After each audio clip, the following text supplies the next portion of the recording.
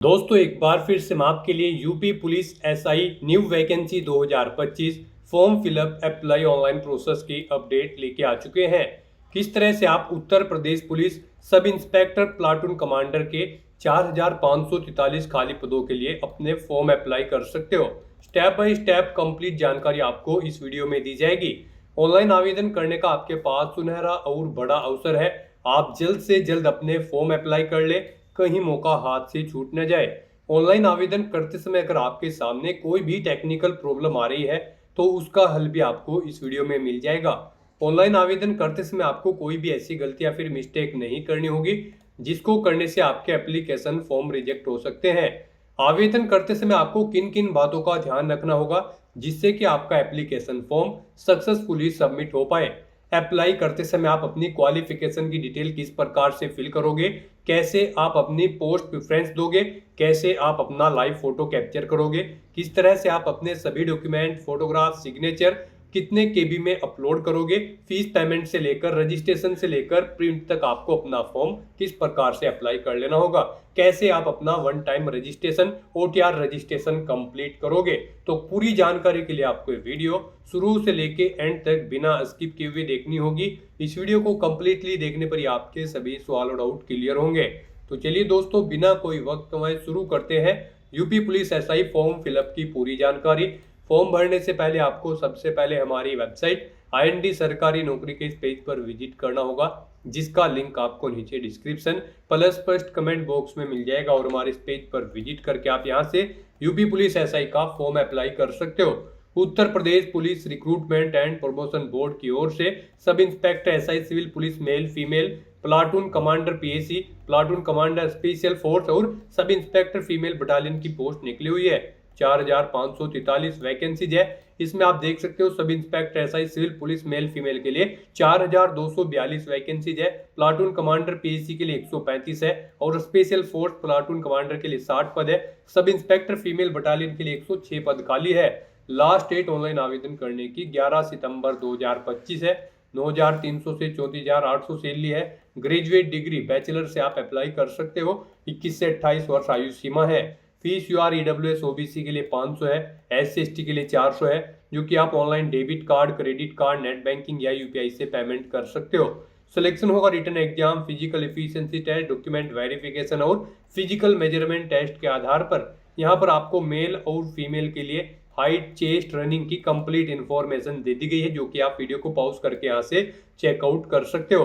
Apply आप online कर सकते हो। UP Uttar Pradesh job location है UPPRPB.in, ये इसकी ऑफिशियल वेबसाइट है जिससे आप फॉर्म फिल कर सकते हो।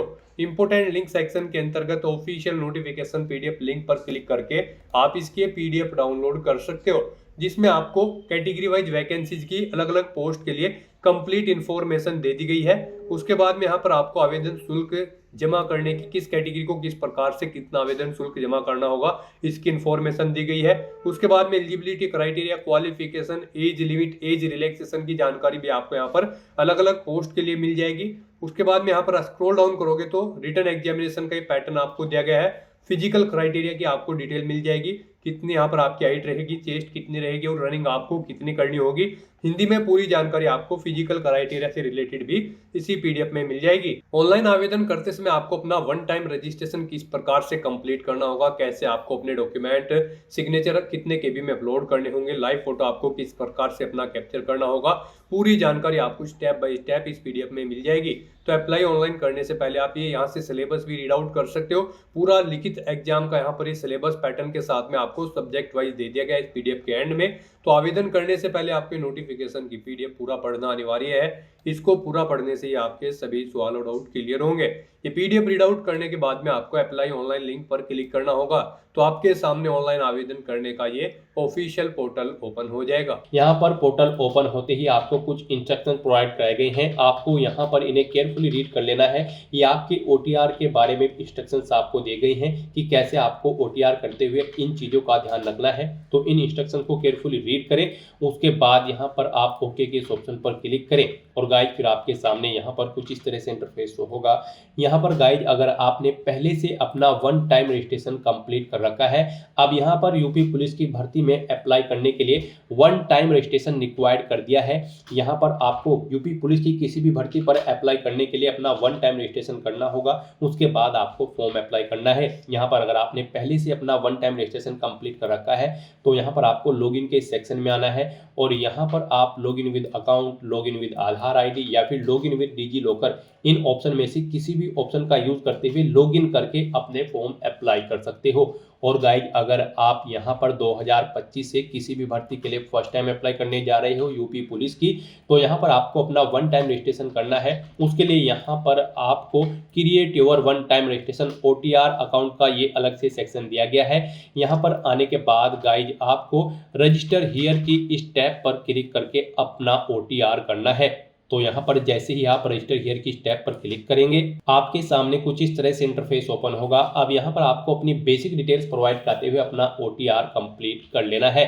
यहाँ पर पहले आपको अपनी कॉन्टैक्ट डिटेल देनी है, फिर आपको अपना वेरिफिकेशन करना है, उसके बाद आपको अपनी पर्सनल इंफॉर्मेशन देनी है और अपना पासवर्ड क्रिएट करते हुए यहाँ पर आपको अपना OTR कंप्लीट कर लेना है। यहाँ पर सबसे पहले आपको अपना ईमेल एड्रेस एंटर करना है, अपना मोबाइल नंबर यहाँ पर आपको एंटर करना है और फिर आपको जनरेट ईमेल OTP और जनरेट मोबाइल OTP के इन ऑप्शन पर क्लिक कर देना है। उसके बाद आपके रजिस्टर्ड ईमेल आईडी और मोबाइल नंबर पर OTP आएंगे, वो OTP आपको यहाँ पर एंटर करने हैं और फिर गाइज आपको यहाँ पर वेरीफाई एंड प्रोसीड के इस ऑप्शन पर क्लिक कर देना है। इस तरह से यहाँ पर आपका मोबाइल नंबर और ईमेल आईडी सक्सेसफुली वेरीफाई हो जाएगी। फिर यहाँ पर आपको अपना वेरिफिकेशन कंप्लीट करना है। सबसे पहले यहाँ पर आपको चेक बॉक्स को ओके करना है कि यहाँ पर आपने अपनी 18 साल आयु कंप्लीट कर ली है। फिर यहाँ पर आपको अपनी सहमति प्रदान करनी है अपनी वेरिफिकेशन के लिए। उसके लिए आपको ये डिटेल हिंदी और इंग्लिश में प्रोवाइड कराई गई है। आप किसी भी लैंग्वेज में रीड करने के बाद यहाँ पर इस चेकबॉक्स को ओके करें। सुनना चाहते हैं तो इस ऑप्शन पर क्लिक करके आप इस डिटेल को सुन भी सकते हैं और फिर आप अपनी सहमति यहाँ पर प्रोवाइड करा सकते हैं। उसके बाद यहाँ पर आपको अपना वेरिफिकेशन करना है। यहाँ पर आप अपना वेरिफिकेशन दो तरह से कर सकते हो। आप आधार के थ्रू अपना वेरिफिकेशन कर सकते हो या फिर डिजी लॉकर के थ्रू आप अपना वेरिफिकेशन यहाँ पर कर सकते हो। और अगर आपके पास आधार और डिजी लॉकर नहीं है तो इनके बिना भी यहाँ पर आप अपना रजिस्ट्रेशन कर सकते हो। उसके लिए आपको I am not currently registered with Aadhaar और डिजी लॉकर के ऑप्शन पर क्लिक करना है और अपनी डिटेल्स यहाँ पर आपको मैन्युअली एंटर करते हुए अपनी वेरिफिकेशन यहाँ पर कंप्लीट कर लेनी होगी, अपना रजिस्ट्रेशन करना होगा। तो यहाँ पर हम आपको बता दें सबसे बेस्ट ऑप्शन आपके लिए आधार वेरिफिकेशन का रहेगा। यहाँ पर हम आपको सजेस्ट करेंगे आप आधार के थ्रू अपना वेरिफिकेशन कर लें। यहाँ पर बाद में भी आपको अपना वेरिफिकेशन करना होगा आधार के थ्रू। जब आप किसी भी भर्ती के लिए अप्लाई करेंगे तो हम आपको सजेस्ट करते हैं आप आधार के थ्रू अपना वेरिफिकेशन यहाँ पर कंप्लीट करें। तो जैसे ही यहाँ पर आप वेरिफिकेशन थ्रू आधार के इस ऑप्शन पर क्लिक करेंगे फिर आपके सामने कुछ इस तरह से इंटरफेस शो होगा। अब यहाँ पर आपको अपना आधार नंबर एंटर करना है। उसके बाद आपको जनरेट आधार OTP के ऑप्शन पर क्लिक करना है। फिर आपके रजिस्टर्ड मोबाइल नंबर पर एक OTP आएगा जिससे आपका आधार कार्ड लिंक है, वो OTP आपको यहाँ पर एंटर करना है और फिर गाइज आपको वेरीफाई एंड प्रोसीड के इस ऑप्शन पर क्लिक करते हुए आधार के थ्रू अपना वेरिफिकेशन कंप्लीट कर लेना है। इस तरह से यहाँ पर आपका आधार वेरिफिकेशन सक्सेसफुली कंप्लीट हो जाएगा। फिर यहाँ पर आपको अपनी नेशनलिटी सिलेक्ट कर लेनी है इंडिया। उसके बाद यहाँ पर आपको आपके आधार के अकॉर्डिंग कुछ चीज़ें आपकी ऑटोमेटिकली फिल मिल जाएगी, जैसे कि आपका नाम, आपकी डेट ऑफ बर्थ, आपका जेंडर और फिर यहाँ पर बस अब आपको अपने फादर का नाम एंटर करना है। उसके बाद यहाँ पर आपको अपनी 10वीं क्लास की डिटेल प्रोवाइड करनी है।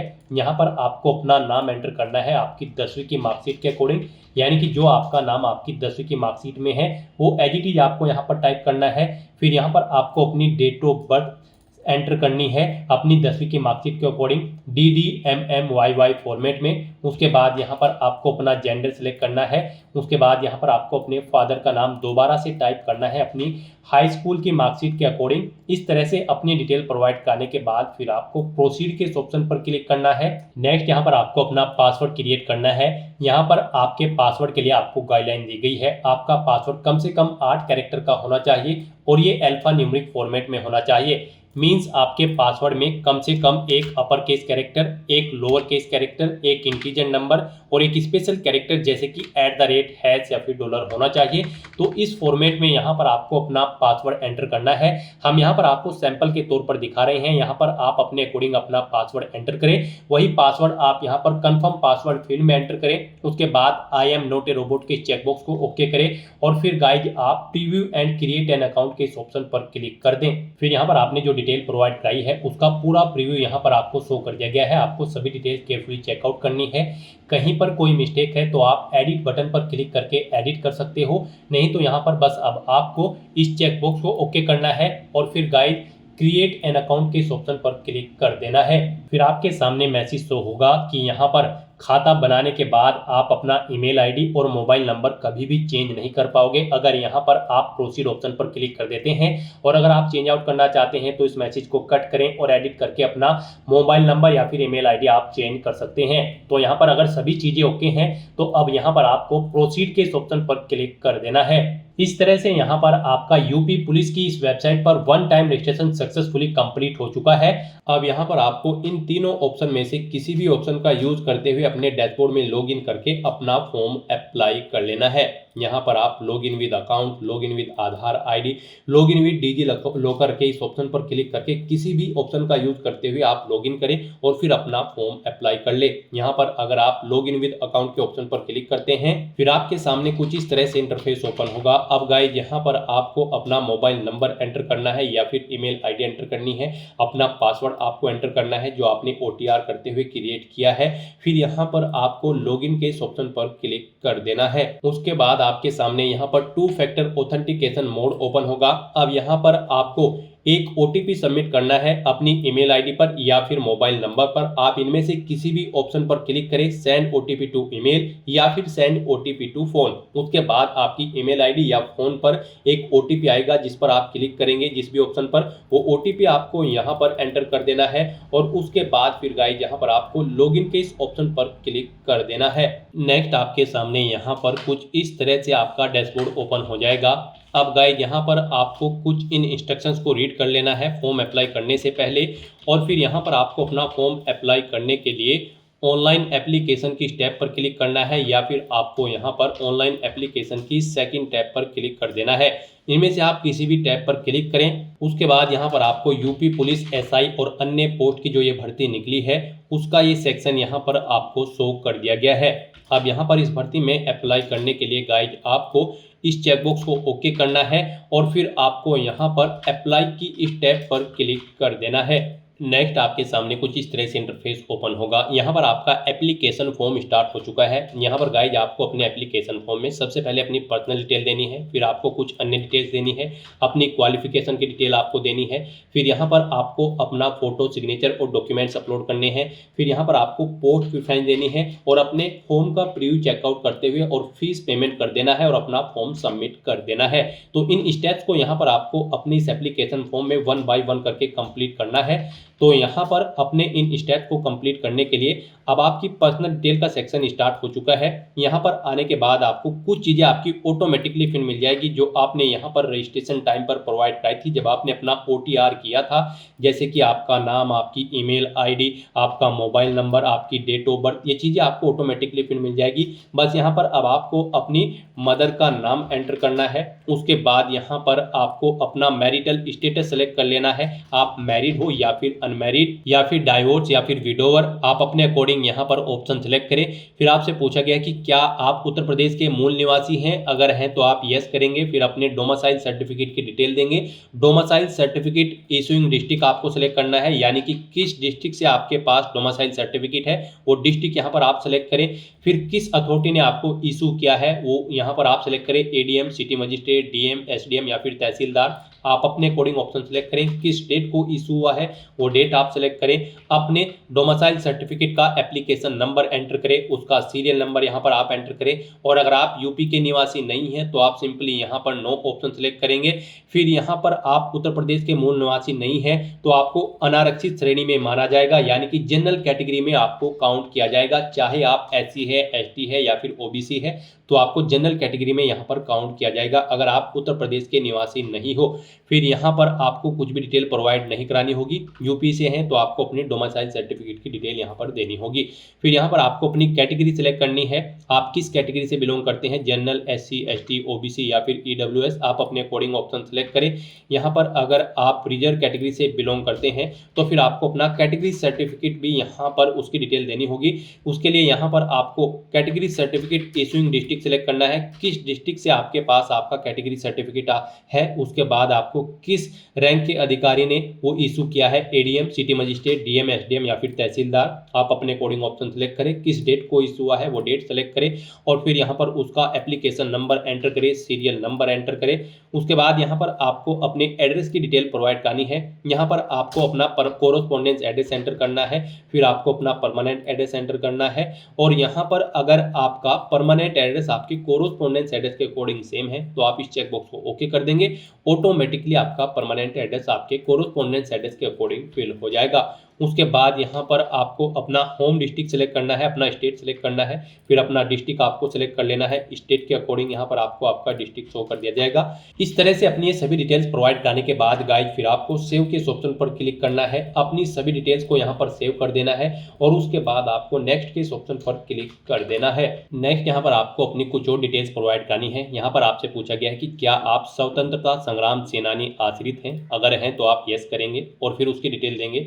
जैसे कि यहाँ पर स्वतंत्रता संग्राम सेनानी आश्रित प्रमाण पत्र जारी करने वाला जिला आपको सेलेक्ट करना है, यानी कि किस जिले से हैं।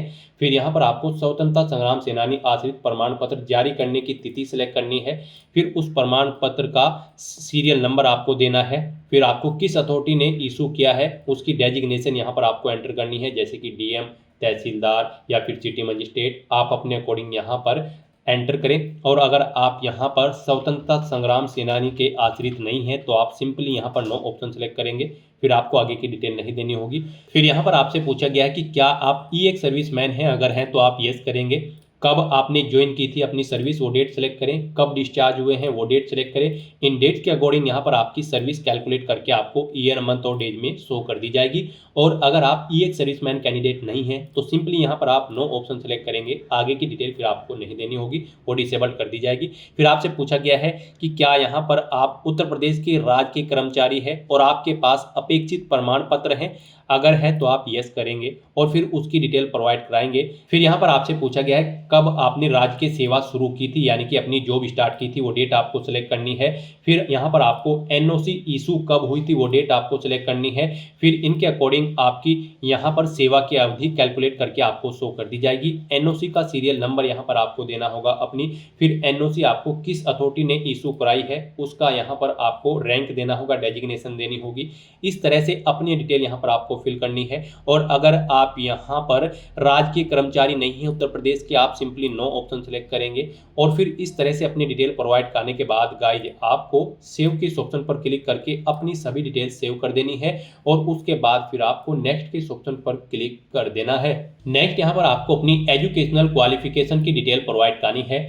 गाइज यहाँ पर यूपी पुलिस सब इंस्पेक्टर और प्लाटून कमांडर की इस भर्ती में पार्टिसिपेट करने के लिए आपके पास ग्रेजुएट डिग्री होनी जरूरी है, किसी वेल रिकॉग्नाइज्ड यूनिवर्सिटी से, या फिर इसके इक्विवेलेंट क्वालिफिकेशन होनी चाहिए। ग्रेजुएशन आपकी किसी भी डिसिप्लिन में हो, यहाँ पर आप एलिजिबल हैं, अप्लाई कर सकते हैं। तो यहाँ पर अब आपको अपनी क्वालिफिकेशन की डिटेल देनी है। सबसे पहले यहाँ पर आपको अपनी 10वीं क्लास की डिटेल प्रोवाइड करनी होगी जो कि मैंडेटरी है। फिर आपको अपनी 12वीं क्लास की डिटेल प्रोवाइड करनी है, वो भी मैंडेटरी है। और उसके बाद आपको अपनी डिग्री की डिटेल यहाँ पर प्रोवाइड करनी है, ग्रेजुएट डिग्री की या फिर इसके इक्विवेलेंट अगर आपके पास कोई क्वालिफिकेशन है तो उसकी डिटेल आपको देनी होगी। तो यहाँ पर 10वीं क्लास की डिटेल प्रोवाइड करने के लिए सबसे पहले आपको बोर्ड का नाम सेलेक्ट करना है। जिस बोर्ड से आपने अपनी 10वीं क्लास पास आउट की है। फिर यहाँ पर आपको पासिंग डे, मंथ और ईयर सेलेक्ट कर लेना है जब आपने अपनी 10वीं क्लास पास आउट की थी। आपको अपनी 10वीं क्लास का रोल नंबर यहाँ पर एंटर करना है। फिर आपको अपनी 10वीं क्लास का जो सर्टिफिकेट है उसका सीरियल नंबर यहाँ पर एंटर करना है और उसके बाद फिर आपको ऐड किस ऑप्शन पर क्लिक करके अपनी 10वीं क्लास की डिटेल को यहाँ पर ऐड कर देना है। इस तरह से यहाँ पर आपको अपनी 10वीं क्लास की डिटेल ऐड कर देनी है। यहाँ पर इसमें अगर आप एडिट करना चाहते हैं तो आप पेंसिल के इस ऑप्शन पर क्लिक करें और एडिट कर ले। इसे डिलीट करना चाहते हैं तो डिलीट के इस ऑप्शन पर क्लिक करके आप इसे डिलीट भी कर सकते हैं। इस तरह से यहाँ पर आपकी 10वीं क्लास की डिटेल ऐड हो चुकी है। अब यहाँ पर आपको अपनी 12वीं क्लास की डिटेल ऐड करनी है। उसके लिए यहाँ पर आपको 12th स्टैंडर्ड और इक्विवेलेंट आपको इस टैब पर क्लिक करना है और यहाँ पर अब आपको अपनी 12वीं क्लास की डिटेल को ऐड कर देना है। इसे भी आपको सेम ऐसे ही ऐड करना है जैसे आपने 10वीं क्लास की डिटेल ऐड की है। यहाँ पर भी आपको सबसे पहले बोर्ड का नाम सेलेक्ट करना है जिस बोर्ड से आपने अपनी 12वीं क्लास पास आउट की है। फिर आपने उसे किस डे, मंथ और ईयर को पास आउट किया है वो डेट आपको सेलेक्ट कर लेनी है। उसके बाद यहाँ पर आपको अपनी 12वीं क्लास का रोल नंबर एंटर करना है, उसके सर्टिफिकेट का सीरियल नंबर एंटर करना है और ऐड के इस ऑप्शन पर क्लिक करके आपको अपनी 12वीं क्लास की डिटेल भी ऐड कर देनी है। इस तरह से यहाँ पर आपकी 10वीं क्लास की और 12वीं क्लास की डिटेल सक्सेसफुली ऐड हो जाएगी। इन्हें आप एडिट करना चाहते हैं तो एडिट कर ले, डिलीट करना चाहते हैं तो डिलीट कर ले। और अब यहाँ पर गाइस आपको अपनी बैचलर डिग्री यानी ग्रेजुएशन की डिटेल प्रोवाइड करानी है। उसके लिए यहाँ पर आपको बैचलर डिग्री और इक्विवेलेंट की स्टेप पर क्लिक करना है और यहाँ पर आपको अपनी ग्रेजुएशन की डिटेल भी सेम ऐसे ही प्रोवाइड करा देनी है। यहाँ पर आपको सबसे पहले यूनिवर्सिटी या फिर बोर्ड का नाम सेलेक्ट करना है जिससे आपने अपनी ग्रेजुएशन कंप्लीट की है। उसके बाद किस डे, मंथ और ईयर को आपने कंप्लीट की है वो डेट आपको सिलेक्ट कर लेनी है। अपनी ग्रेजुएशन का रोल नंबर यहाँ पर आपको एंटर करना है, सीरियल नंबर आपको सर्टिफिकेट का एंटर करना है और उसके बाद आपको ऐड के ऑप्शन पर क्लिक कर देना है। इस तरह से यहाँ पर आपकी 10वीं, 12वीं और ग्रेजुएशन की डिटेल ऐड हो जाएगी। इस तरह से अपनी क्वालिफिकेशन की सभी डिटेल्स ऐड करने के बाद फिर आपको यहाँ पर नेक्स्ट के इस ऑप्शन पर क्लिक कर देना है। नेक्स्ट यहाँ पर आपको अपने डॉक्यूमेंट अपलोड करने हैं और अपना लाइव फोटो कैप्चर करना है और सिग्नेचर अपलोड करने हैं। यहाँ पर आपको अपना डोमिसाइल सर्टिफिकेट अपलोड करना है, 10वीं क्लास का सर्टिफिकेट और मार्कशीट, 12वीं क्लास का सर्टिफिकेट मार्कशीट और बैचलर डिग्री का सर्टिफिकेट और मार्कशीट यहाँ पर आपको अपलोड करनी है। और अगर आप रिजर्व कैटेगरी से बिलोंग करते हैं तो फिर आपको अपना कास्ट सर्टिफिकेट भी यहाँ पर अपलोड करना होगा। अपने इन डॉक्यूमेंट्स को अपलोड करने के लिए गाइज आपको यहाँ पर अपलोड के इन ऑप्शन पर क्लिक करना है। आप जिस भी डॉक्यूमेंट को अपलोड करेंगे उसके सामने यहाँ पर आपको ये एरो का चिन्ह दिया गया है, आपको अपलोड के इस चिन्ह पर क्लिक करना है। उसके बाद यहाँ पर आपके सामने कुछ इस तरह से इंटरफेस शो होगा। अब यहाँ पर आपको आपके जो ये डॉक्यूमेंट है ये 1 MB से कम होने चाहिए, PDF फॉर्मेट में आपके ये डॉक्यूमेंट होने चाहिए। तो अपने डॉक्यूमेंट्स को अपलोड करने के लिए आपको ब्राउज के इस ऑप्शन पर क्लिक करना है, फाइल को सेलेक्ट कर लेना है और फिर आपको यहाँ पर सेव के इस ऑप्शन पर क्लिक करके अपने इन डॉक्यूमेंट्स को 1 by 1 करके अपलोड यहाँ पर आपको कर देना है। और फिर यहाँ पर आप व्यू के इन ऑप्शन पर क्लिक करके आप जिस भी डॉक्यूमेंट को अपलोड करेंगे उसके सामने आपको यहाँ पर व्यू का ऑप्शन दिया गया है, आप इन ऑप्शन पर क्लिक करके इन्हें व्यू कर लें। गलती से कुछ गलत डॉक्यूमेंट अपलोड हो गया है तो आप डिलीट के ऑप्शन पर क्लिक करके डिलीट भी कर सकते हैं। तो इस तरह से आपको अपने इन सभी डॉक्यूमेंट्स को अपलोड कर देना है।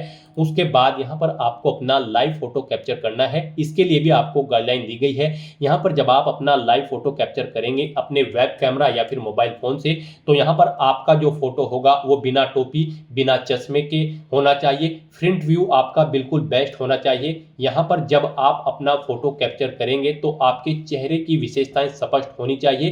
किसी भी वस्तु जैसे मास्क, बाल, कपड़ा, छाया, आभूषण आदि से ढका नहीं होना चाहिए। चेहरे के मुख्य भाग जैसे कि माथा, आंखें, नाक और ठुड्डी बालों, कपड़ों या छाया से ढके नहीं होने चाहिए। यहाँ पर अगर आप चश्मा पहनते हैं तो फोटो में चश्मे पर चमक, प्रतिबिंब नहीं होना चाहिए और आंखें आपकी स्पष्ट रूप से दिखाई देनी चाहिए जब आप अपना लाइव फोटो कैप्चर करेंगे। और आपको ये भी सुनिश्चित करना होगा कि फोटो की जो पृष्ठभूमि है वो साफ और सादी हो, जिसमें कोई भी ध्यान भटकाने वाली चीज या वस्तु न हो, यानी कि आपके फोटो का बैकग्राउंड प्लेन होना चाहिए, व्हाइट। यहाँ पर अपना लाइव फोटो कैप्चर करने के लिए आपको कैप्चर लाइव इमेज के इस ऑप्शन पर क्लिक करना है। फिर यहाँ पर आपके सामने कुछ इस तरह से इंटरफेस शो होगा। गाइज आपको इस सर्कल के अंतर्गत अपना हेड रखना है। अपना प्रॉपर पोजीशन में सर आपको इस सर्कल के अंतर्गत लाना है, अपनी आंखों को यहाँ पर आपको ब्लिंक करना है और फिर आपको कैप्चर के ऑप्शन पर क्लिक करते हुए अपना लाइव फोटो यहाँ पर कैप्चर कर लेना है। साथ ही साथ यहाँ पर आपको कुछ रिजेक्टेबल एग्जाम्पल भी दिए गए हैं। आप यहाँ पर सैंपल ऑफ फ्यू रिजेक्टेबल फोटोज के इस ऑप्शन पर क्लिक करें, यहाँ से आप चेकआउट कर सकते हो। इन फॉर्मेट्स में यहाँ पर आपके फोटो रिजेक्टेबल होंगे और इस फॉर्मेट में आपका फोटो यहाँ पर एक्सेप्टेबल होगा। तो यहाँ पर सभी दिशा निर्देश को ध्यान में रखते हुए आपको अपना लाइव फोटो कैप्चर कर लेना है अपने वेब कैमरा या फिर मोबाइल फोन के थ्रू। उसके बाद यहाँ पर आपको अपने सिग्नेचर अपलोड करने हैं। सिग्नेचर के लिए भी आपको गाइडलाइन दी गई है। यहाँ पर आपके जो सिग्नेचर होंगे वो व्हाइट पेपर पर ब्लैंक इंक पेन से होने चाहिए एक बॉक्स के अंदर। उस बॉक्स का साइज 50 mm इंटू 20 mm होना चाहिए, यानी कि यहाँ पर उसकी पिक्सल्स में अगर बात करें तो आपका जो बॉक्स होगा उसकी विड्थ यहाँ पर 140 पिक्सल होनी चाहिए, हाइट 60 पिक्सल होनी चाहिए। फिर यहाँ पर आपको जो अपने सिग्नेचर करने हैं वो कैपिटल लेटर्स में नहीं करने हैं, स्मॉल लेटर्स में आपको अपने सिग्नेचर यहाँ पर करने होंगे। सिग्नेचर की फाइल का फॉर्मेट जेपीजी, जेपीईजी या फिर जेपीई होना चाहिए। यहाँ पर आकार हम आपको ऑलरेडी बता चुके हैं, 50 mm से 20 mm के बीच में, यानी कि 140 इंटू 60 पिक्सल के जो बॉक्स होगा उसमें आपके सिग्नेचर होने चाहिए। और यहाँ पर आपके सिग्नेचर की फाइल का साइज 5 KB से 20 KB के बीच में होना चाहिए। हस्ताक्षर केवल आवेदक के ही होने चाहिए, किसी और के नहीं होने चाहिए। अगर आपके हस्ताक्षर यहाँ पर वेरीफाई नहीं होंगे तो फिर आपका एप्लीकेशन फॉर्म रिजेक्ट हो सकता है। गाइस, यहाँ पर इन गाइडलाइंस को ध्यान में रखते हुए अपने इन सभी डॉक्यूमेंट्स को आपको अपलोड कर देना है। और यहाँ पर जब आप अपने डॉक्यूमेंट अपलोड कर रहे हैं, इनका साइज कम या ज़्यादा है तो आप इन्हें दी गई गाइडलाइंस के अकॉर्डिंग सेट कर सकते हैं। उसके लिए आपको सिंपली कुछ नहीं करना है, ये कोई रॉकेट साइंस नहीं है। यहाँ पर आपको अपने इंटरनेट ब्राउजर पर जाना है, वहाँ पर गूगल में जाकर आपको इमेज रिसाइजर टाइप करना है। मल्टीपल ऑनलाइन वेबसाइट ओपन होंगी, किसी भी वेबसाइट को ओपन करें, वहाँ पर आप जिस डॉक्यूमेंट का साइज दी गई रिक्वायरमेंट के अकॉर्डिंग आप सेट करना चाहते हैं उसे आप अपलोड करें और दी गई रिक्वायरमेंट के अकॉर्डिंग उसका साइज सेट करके उसे डाउनलोड करके यहाँ पर आप अपलोड कर दें।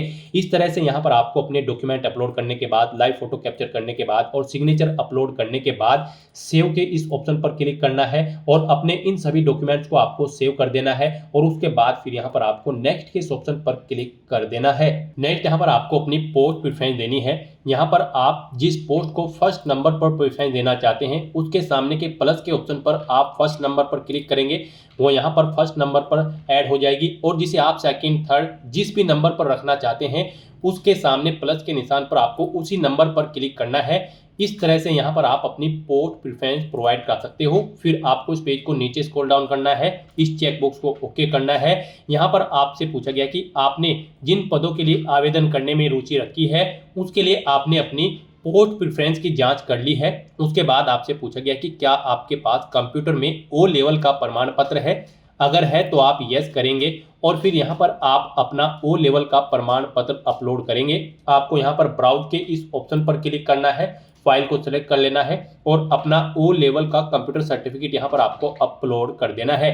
इस फाइल का साइज आपका यहाँ पर 1024 KB से कम होना चाहिए। PDF फॉर्मेट में आपकी ये फाइल होनी चाहिए। और गाइज, अगर यहाँ पर आपके पास ओ लेवल सर्टिफिकेट नहीं है कंप्यूटर में तो यहाँ पर आपको नो ऑप्शन सेलेक्ट कर लेना है। अगर आपके पास ये सर्टिफिकेट होगा तो फिर यहाँ पर आपको प्रेफरेंस दी जाएगी इस भर्ती में, नहीं है तो कोई बात नहीं। फिर यहाँ पर आपसे पूछा गया है कि क्या आप टेरिटोरियल आर्मी में सेवा दी है आपने कभी, अगर दी है तो आप यस करेंगे और फिर यहाँ पर आप अपना सेवा प्रमाण पत्र अपलोड करेंगे। उसके लिए भी आपको ब्राउज के इस ऑप्शन पर क्लिक करना है, फाइल को सिलेक्ट कर लेना है और उसे यहाँ पर अपलोड कर देना है। इस फाइल का साइज भी यहाँ पर 1024 KB से कम होना चाहिए। PDF फॉर्मेट में आपकी ये फाइल होनी चाहिए।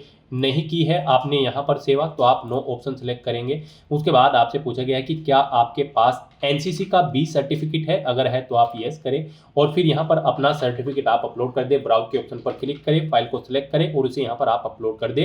1024 KB से कम PDF फॉर्मेट में आपकी फाइल होनी चाहिए। यहाँ पर अगर आपके पास ये डॉक्यूमेंट्स होंगे तो आपको यहाँ पर प्रेफरेंस दिया जाएगा इस भर्ती में, नहीं है तो कोई बात नहीं। फिर यहाँ पर आपको इस पेज को नीचे स्क्रॉल डाउन करना है। उसके बाद आपको डिक्लेरेशन सेक्शन में आना है और इस घोषणा पत्र को पढ़ना है। यहाँ पर आपको इन्हें केयरफुली रीड करना है। मैंने विज्ञप्ति का अध्ययन किया है और मैं इसे समझ लिया है तथा स्वयं को इन पदों के लिए आवेदन करने हेतु पात्र पाया है।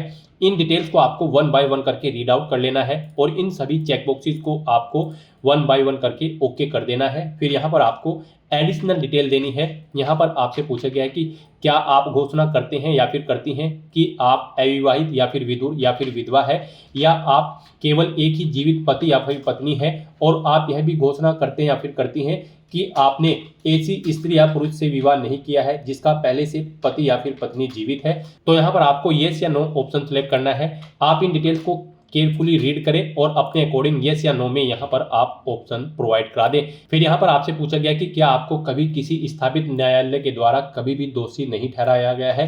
तो यहाँ पर आप येस या नो अपने अकॉर्डिंग ऑप्शन सेलेक्ट करें। आप घोषणा करते हैं या फिर करती हैं कि आपने कभी भी राजकीय सेवा से आपको बर्खास्त नहीं किया गया है। यहाँ पर आप येस या नो अपने अकॉर्डिंग ऑप्शन सेलेक्ट करें। तो इन डिटेल्स को आपको केयरफुली रीड करना है, येस या नो में अपना आंसर प्रोवाइड कराना है, पेज को नीचे स्क्रॉल डाउन करना है, यहाँ पर आपको अपना पैलेस एंटर करना है और फिर गाइड आपको यहाँ पर प्रीव्यू एप्लीकेशन के इस ऑप्शन पर क्लिक कर देना है। फिर यहाँ पर अब तक आपने जो पीछे फॉर्म फिल किया है उसका पूरा प्रीव्यू आपको शो कर दिया गया है। आपको सभी डिटेल्स केयरफुली चेकआउट करनी है, पेज को नीचे स्क्रॉल डाउन करना है और आपको इस चेकबॉक्स को ओके करना है। कहीं पर कोई मिस्टेक है तो यहाँ पर आप एडिट के इस ऑप्शन पर क्लिक करके अपने एप्लीकेशन फॉर्म में एडिट कर सकते हैं। और अगर सभी चीजें ओके हैं तो बस यहाँ पर गाइज अब आपको सबमिट के इस ऑप्शन पर क्लिक कर देना है। फिर आपके सामने ये पॉपअप शो होगा, आप डिटेल रीड करें और सबमिट के इस ऑप्शन पर फिर दोबारा से क्लिक कर दें। इस तरह से यहाँ पर आपका एप्लीकेशन फॉर्म सक्सेसफुली सबमिट हो चुका है, लेकिन कंसीडर इसे आपके फीस पेमेंट के बाद ही किया जाएगा। अब यहाँ पर आपको अपनी कैटेगरी के अकॉर्डिंग एप्लीकेशन फीस का अमाउंट पे करना है। गाइड यहाँ पर जनरल, ओबीसी और ईडब्ल्यूएस कैंडिडेट के लिए 500 रुपये फीस है। एससी एसटी कैंडिडेट के लिए 400 रुपये फीस यहाँ पर तय की गई है। फीस का अमाउंट आप ऑनलाइन मोड से जमा करा सकते हो। तो यहाँ पर अब आपको अपना फीस पेमेंट करने के लिए पे विद SBI ई पे के इस ऑप्शन पर क्लिक करना है। फिर आपके सामने ये पॉपअप शो होगा। अब यहाँ पर आप इस चेकबॉक्स को ओके करें और उसके बाद फिर गाइड आगे बढ़ें /प्रोसीड के इस ऑप्शन पर क्लिक कर दें। नेक्स्ट आपके सामने फीस पेमेंट का इंटरफेस ओपन हो जाएगा। अब यहाँ पर आप debit card, credit card, prepaid card, internet banking या फिर यूपीआई के माध्यम से आप अपना फीस पेमेंट कर सकते हो। यूपीआई यहाँ पर आपके लिए सबसे बेस्ट और इजी ऑप्शन रहेगा। आप यूपीआई के इस ऑप्शन पर क्लिक करें और यहाँ पर अगर यूपीआई आईडी के थ्रू फीस पेमेंट करना चाहते हैं तो आप एंटर यूपीआई आईडी के इस ऑप्शन पर क्लिक करें। यहाँ पर आप अपनी यूपीआई आईडी एंटर करें और वैलिडेट यूपीआई आईडी के इस ऑप्शन पर क्लिक करते हुए अपना फीस पेमेंट कर दे यूपीआई आईडी के थ्रू। और अगर आप यूपीआई आईडी के थ्रू फीस पेमेंट नहीं करना चाहते हैं, क्यूआर कोड के थ्रू फीस पेमेंट करना चाहते हैं, तो यहाँ पर आप यूपीआई क्यूआर के इस ऑप्शन पर क्लिक करें। फिर यहाँ पर आप पे नाउ के इस ऑप्शन पर क्लिक करें। उसके बाद यहाँ पर आपको ये क्यूआर कोड शो कर दिया जाएगा। आप इसे अपने यूपीआई से स्कैन करें और अपना फीस पेमेंट कर दें। सक्सेसफुली फीस पेमेंट करने के बाद यहाँ पर आपके एप्लीकेशन फॉर्म की सभी टास्क कंप्लीट हो जाएगी। उसके बाद आपको अपने एप्लीकेशन फॉर्म का एक हार्ड कॉपी प्रिंट आउट ले लेना है फ्यूचर यूज के लिए, फ्यूचर रेफरेंस के लिए। फिर यहाँ पर आप अपने डैशबोर्ड में आकर अपने एप्लीकेशन फॉर्म का स्टेटस चेकआउट कर सकते हो कि आपका एप्लीकेशन फॉर्म यहाँ पर सक्सेसफुली सबमिट हो चुका है या फिर नहीं। और यहाँ से भी आप व्यू एप्लीकेशन के इस ऑप्शन पर क्लिक करके अपने एप्लीकेशन फॉर्म का एक हार्ड कॉपी प्रिंट आउट ले सकते हो फ्यूचर यूज के लिए, फ्यूचर रेफरेंस के लिए। तो दोस्तों ऐसे आप यूपी पुलिस सब इंस्पेक्टर और प्लाटून कमांडर के 4543 खाली पदों को भरने के लिए अपने फॉर्म अप्लाई कर सकते हो स्टेप बाय स्टेप, बिना कोई मिस्टेक किए हुए। आज की इस वीडियो में बस इतना ही। आई होप ये वीडियो आपको पसंद आई होगी। अगर पसंद आई हो तो इसे लाइक और शेयर करें। चैनल पर नए हो तो इसे सब्सक्राइब कर लें। Thanks for watching.